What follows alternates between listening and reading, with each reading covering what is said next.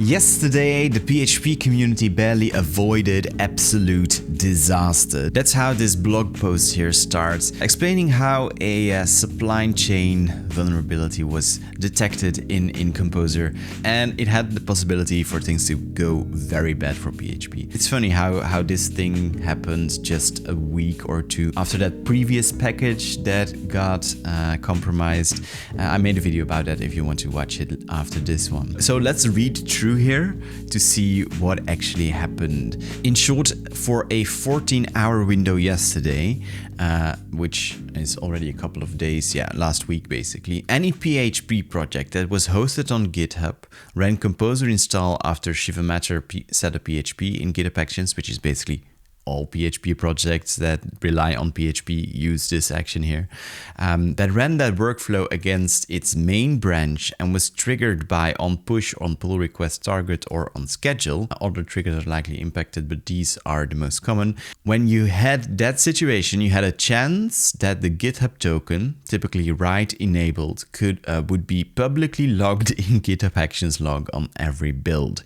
For those 14 hours, any malicious actor monitoring one of those repos could have pushed new tags and commits without anyone noticing. If properly leveraged, this would have been the largest supply chain breach the PHP ecosystem has ever seen. To make matters worse, we're not even done yet. The same change may roll out again in a week at GitHub's discretion, and there's a chance it bleeds beyond PHP in other ecosystems. That's pretty bad.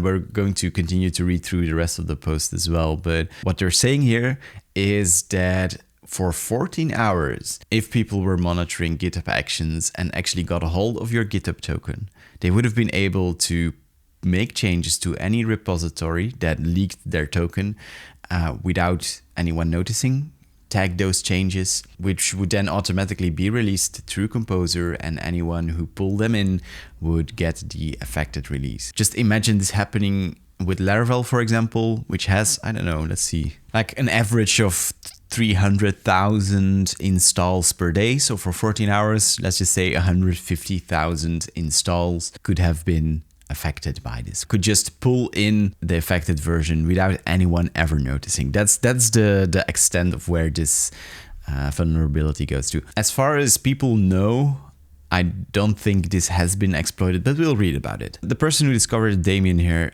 maintains a set of GitHub Actions for the Magento community.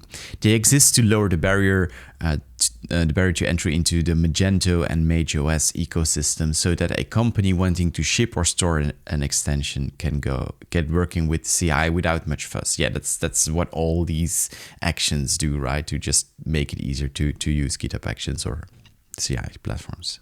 For me, that means maintaining a wide variety of GitHub Actions that work across many versions of Magento and MageOS. To handle that, I maintain a fairly complex action called supported version, which holds the complexity matrix for every supported version of Magento and MageOS. Yeah, it's like the more GitHub Actions I can avoid, the better in my case, to be honest. But yeah, it's not my thing. I have, for Tempest, I'm so happy that other people are helping me out with GitHub, because anything DevOps/CI related is really like, no, just give me PHP. While I was working on this action for the Magento release yesterday evening, my test started failing intermittently after some small changes to this action. The failures didn't track with anything I changed. When I went to debug the failure, I saw the following. In base.io, which I think is a Composer class, we'll see in a minute. Your GitHub OAuth token for GitHub contains invalid characters, and then just prints the whole token. I was surprised more than anything. My first instinct was that I'd screwed something up. Bash scripting processing the Composer auth I feed into my actions. I've seen secrets in my logs before whenever a script clobbers a string with new lines, so this looked like my fault. It took me about an hour, I'm not a very fast person, to realize that my actions weren't at fault. Nothing I changed could have triggered this outcome. Shortly thereafter, I concluded that something outside my actions was wrong, and wrong in a way that probably wasn't unique to me. So I asked Claude, as you do, giving it all the context I just uncovered. Claude pointed out two things I'd seen but not noticed. The logged token wasn't a typical PAT. This is like a personal access token. It had a GitHub app ID embedded in it, specifically this one. That small an ID suggests a very old GitHub app, most likely GitHub Actions bot. And then Shivameter setup PHP automatically inserts that token into Composer auth as the GitHub OAuth value. That makes sense. At this point, I still wasn't too concerned.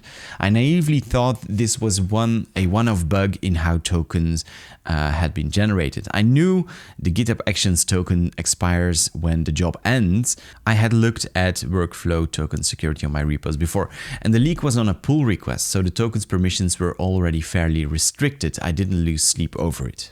I merged my changes to my main branch from my pull request, fully expecting that this would recover and I could move about my day. Then my main branch CI failed on a completely different job and I became concerned. Earlier yesterday, 10-stack router was breached because their main branch's cache was poisoned by a pull request. Yeah, I was very concerned that something like that was going on here. It was at this point, with the read-write token visible in my logs, that I knew something was up and that I had to dig in and act quickly. I had Claude triage the error message from the log in base.io here, figuring that it would do a better job at scouring Composer's project code for the offending line faster than I would, and it uncovered it immediately. And so this is the code that throws the exception and then actually includes the token in the exception message, which is probably not really a smart thing to do, but you know, who thinks about these things, right? Allowed characters for GitHub tokens are these, plus dots, which are at some point used for GitHub app integration tokens. So basically, if your Composer checks if your token doesn't match a given format, it will throw an exception because then it's an invalid token. But what it also does is print that invalid token in the exception message. It also uncovered, and huge props to Claude here, this would have taken me hours on my own, that GitHub was rolling out a change to their token formats. Notice about upcoming new format for GitHub app installation tokens. So the token format has installation tokens, which will be changing to another format. A change to the token format. At this point, I knew very distinctly that, which is my inner child telling me, and now you, that something is undeniably wrong. How I acted. Here's what I did in order. I disabled all actions on my organization, better safe than sorry. I pinged the MageOS Discord and asked them to pause all GitHub actions immediately. I submitted a security advisory report to the Composer project based on my quick analysis. I reached out to Jessica, who I had previously connected with on the Faker repository, hoping she would quickly and quietly get me in touch with people at the large frameworks at risk. At my request, she reached out to Taylor, and asked him to pause Laravel GitHub actions. I pinged modmail users on Laravel's Discord. Shortly thereafter, their actions were disabled. I'm not sure which channel did it. I called a colleague and started trawling GitHub repos to confirm I wasn't the only one affected. I pinged Barry on Slack, informing him to disable his GitHub actions as well. As an aside, I'm a small fish compared to many of the well-known developers in the PHP ecosystem. I didn't know if anyone would take me seriously. And I wanted to make sure no one was hurt simply because I wasn't loud enough. I fully understand responsible disclosure. I filed several HackerOne reports before and I've received bounties for some of them. But when the breadth of concern is this large, this painfully obvious, this critical, and had been 4 hours since I'd opened the advisory without a response, I felt I needed to take my own action through quite fast channels to make sure the largest parts of the ecosystem were protected as quickly as possible. And what were the chances I could get Niels or Jordi, these two are the maintainers of Composer, on a call minutes after I submitted an advisory? Worse, what were the chances I could get a HackerOne report submitted and reviewed by GitHub in the same time frame? You have to understand, when something like this happens, you don't want people to know about it because there might be bad people out there who will abuse it as soon as it's getting known. You want the right people to know about it who can fix it. In this case, that's Composer, who's the root of the issue. And you want to make sure that the big players like Symfony and Laravel are aware of it as well. But you really don't want to be out there in the open shouting there's a huge security issue, because it's not good. In reality, likely no one was compromised. In reality, likely no one next week will be compromised when GitHub re-rolls the changeout. Composer has already issued patches to all major versions of Composer combined, even non-supported non-LTS versions. Shiva Matter has already bumped their mainline to update to a secure version of Composer as well. That being said, the bulk of the reason that this wasn't as impactful is primarily due to 3 components. First, Composer Validator fails fast. The exception bubbles up and the job dies. This causes the GitHub token to be revoked the moment the job exists. From the attacker's perspective, the token is live for the seconds between Symfony console writing the message to standard error and the runner tearing down the job. That window is real, but it's narrow. To be clear, it's not narrow enough to be unexploitable. I have a proof of concept which showcases direct writes to main using this stolen token in this very narrow window. With a sufficiently sophisticated polling setup, you can do this in under a second. The second reason is that the failure was loud. While I was running through GitHub trying to figure out whether I was the only person hit, I could see the failure landing in CI logs all across most of the top PHP repos: Laravel, Composer itself, WooCommerce, OpenEMR, Cilius, Laravel Debug Bar, and many other smaller projects. Anyone watching their own CI saw it within minutes. If it was quiet, then it would have gone on far longer. Who reads the build logs of a passing job? The third reason is that Composer shipped patched releases and the advisory went out the next morning. GitHub paused the format rollout shortly afterward. The response time from notification to resolution was remarkable. Now the potential impact. Imagine someone saw what I saw earlier than I did and who decided to do something with it instead of reporting it. The primitive you have is GitHub token from a push event on a repo's default branch printed in plain text to a world-readable log live for some number of seconds before the job ends. The token's permissions vary by repo, but for the long tail of older apps and most maintainer-configured workflows, the default is still contents write. The legacy permissive default, that's enough to push commits and tags to the repo it came from. Worse, the leak doesn't necessarily end precisely when the failing step ends. A pattern I have in my own workflows, and that a lot of Magento and broader PHP workflows have, looks like this. The intent is fine. When CI fails, freeze the workspace state into an artifact so a human can debug it later. In this bug's context, the step compounds the leak. The core concept is that it extends the live token window. The upload runs after Composer has crashed and printed the token to standard error, but before the runner can tear down the job and revoke the token. Until the upload finishes, the token is still accepted by the GitHub API. For a small sandbox, that's seconds. For a fat integration test fixture with database dumps, it's many minutes, yeah. And an attacker polling failed runs gets a longer window to act, not a shorter one. In the PHP ecosystem, push access to a repo is push access to Packagist, yeah. Packagist polls GitHub for new tags, that's true, yeah. The moment you push version blah blah blah to vendor package, Packagist publishes it, and the next Composer install or Composer update anywhere in the world pulls your release. Composer plugins execute code during install, although not entirely true. You have to accept this. That's what we saw in the previous video. But still, it's a good point. So a poisoned tag on a sufficiently popular package is a remote code execution on every developer machine, CI runner, and production deploy that runs Composer install between the tag landing and the rollback. Look at the names on the list above. Composer itself was failing in CI during this window. So was Laravel, so was Cilius. A successful XVLM push against any one of those is a top 50 in history supply chain incident. Against several of them simultaneously, with the same primitive, it would be the largest one ever in PHP and probably top 3 against all ecosystems. The Magento angle, since it's the corner of the world I actually live in, Magento and MageOS distributions are Composer projects. Composer self-update pulls from getcomposer.org, which redirects to GitHub releases.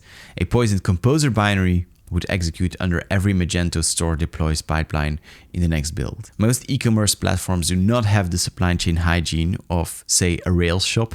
The blast radius would not have been bounded by who reads Hacker News. It is pretty true. And I mean, we've become pretty lazy because of the tools we're using. I talked about this in the previous video as well, like the dependency hygiene concern. It's convenient that we can just, pull in stuff that was published to GitHub and just is available through Composer and it's all automated. It's super convenient and it has so much potential. of doing so much harm. So the mitigating factors, a short list of things that intentionally or otherwise kept this from going off. Composer fails fast and fails hard. I do remember when running the 100 million row challenge, that one of the tokens got leaked there in a GitHub action while we were debugging some stuff. I actually got an email from GitHub telling me that my token leaked, but I guess that since these are GitHub action specific tokens, maybe GitHub doesn't check on those and only checks for like real personal access tokens that were generated on the account or organization level. But that would have been helpful, I reckon. Maybe a good lesson here is that you should never ever print out tokens in exception messages. But you live and you learn. GitHub token is repo scoped. Even a successful exfil against Laravel framework doesn't get you anywhere near Laravel passport. Each repo's token can only act against a repo. Although for mono repos, you get a much wider scope. But yeah, stuff like Laravel passport indeed is a separate package. The 6-hour ceiling. GitHub hosted runners cap workflow tokens at 6 hours. Okay. Branch protection blocks the obvious move. Pushing to main directly on a protected branch fails. Yeah, which is good. I don't know if that really works though, because you can tag releases on other branches, which is the exploit from that previous video. You can do that just fine and Composer will pick it up even if it's on another branch. So I don't know if that's really good mitigation here. The rollout was gradual. Not every repo was on the new token format at the same time. Really good. And Composer maintainers moved, really fast. Exactly. No, that's really great. What a typical public PHP maintainer has to do: upgrade Composer. And that's really simple, by the way.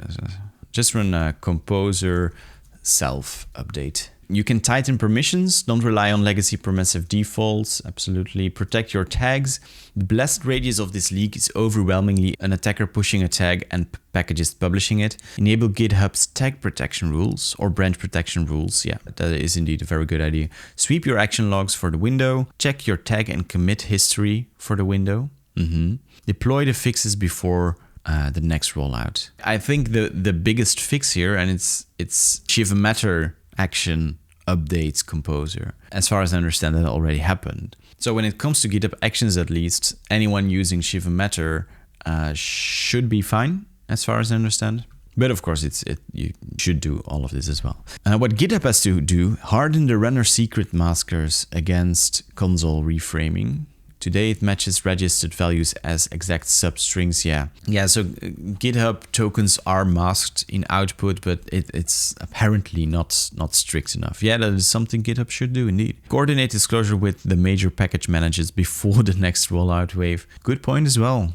Maybe we need a little more than just a small blog post. And automate testing of the common GitHub Actions setups for the top 50 programming languages. What other ecosystems have to do: grab your codebase for hard-coded GitHub token regexes. Yeah, good idea. Never interpolate a rejected credential into a user-visible error. This really is important. Other credential paths the same way, and reach out to GitHub security ahead of the next rollout. A final note on disclosure. I want to spend a couple of paragraphs on how this felt from the reporter's side, not as a complaint, but as a description of a structural problem someone with power should think about. The model for responsible disclosure assumes there is one vendor on the other end, with a security team, a queue, and a person paid to read the queue. Most of the time, that's exactly how it works. You write up the bug, you submit it, they triage, they patch, you go home. This one doesn't have that shape. The root cause was GitHub. The fix that mattered most quickly was at Composer. The blast radius was every PHP framework maintainer on Earth, and we have no shared security inbox. There was no way to reach all of them on a Tuesday evening in under an hour as someone they've never heard before. Every minute the leak went undetected was a minute an attacker with a scraper could have been turning failing builds into push-to-tag axes. So the responsible path and the fast path diverged. The responsible path was file with the Composer security advisory queue, file a hacker1 against GitHub, wait.